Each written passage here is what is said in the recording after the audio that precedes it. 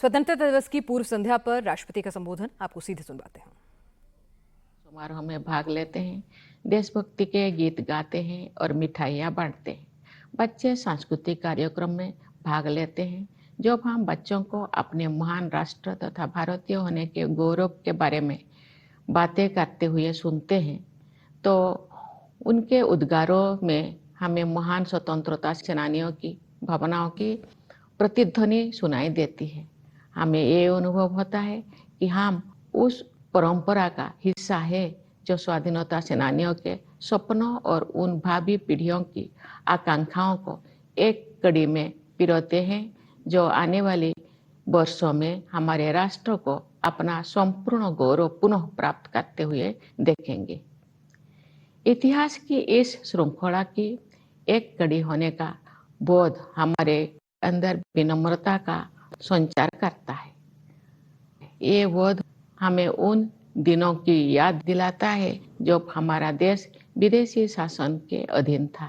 राष्ट्रभक्ति और वीरता से ओतप्रोत देश प्रेमियों ने अनेक जोखिम उठाए और सर्वोच्च बलिदान दिए। हम उनकी पावन स्मृति को नमन करते हैं। उनके अथक प्रयासों के बल पर भारत की आत्मा सदियों की नींद से जाग उठी। अंतरधारा के रूप में सदैव विद्यमान रही हमारी विभिन्न परंपराओं और मूल्यों को पीढ़ी दर पीढ़ी हमारे महान स्वाधीनता सेनानियों ने नई अभिव्यक्ति प्रदान की।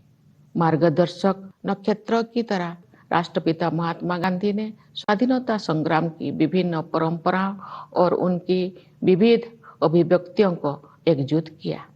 साथ ही सरदार पटेल, नेताजी सुभाष चंद्र बोस और बाबा साहेब आम्बेडकर तथा भगत सिंह और चंद्रशेखर आजाद जैसे अनेक महान जननायक भी सक्रिय थे। ये एक राष्ट्रव्यापी आंदोलन था जिसमें सभी समुदायों ने भाग लिया। आदिवासियों में तिलका मांझी, बिरसा मुंडा, लक्ष्मण नायक और फूलो जानो जैसे कई अन्य लोग थे जिनके बलिदान की अब सराहना हो रही है।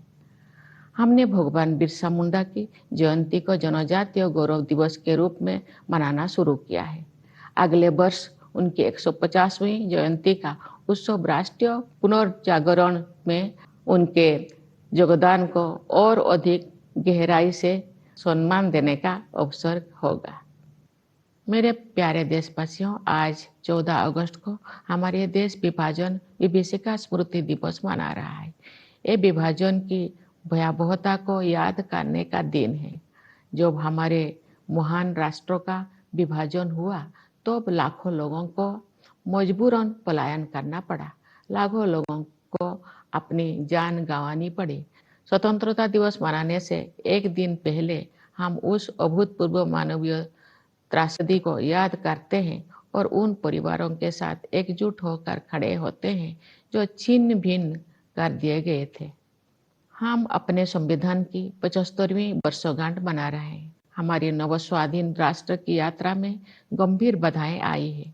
न्याय, समानता, स्वतंत्रता और बंधुता के संवैधानिक आदर्शों पर दृढ़ रहते हुए हम इस अभियान के साथ आगे बढ़ रहे हैं कि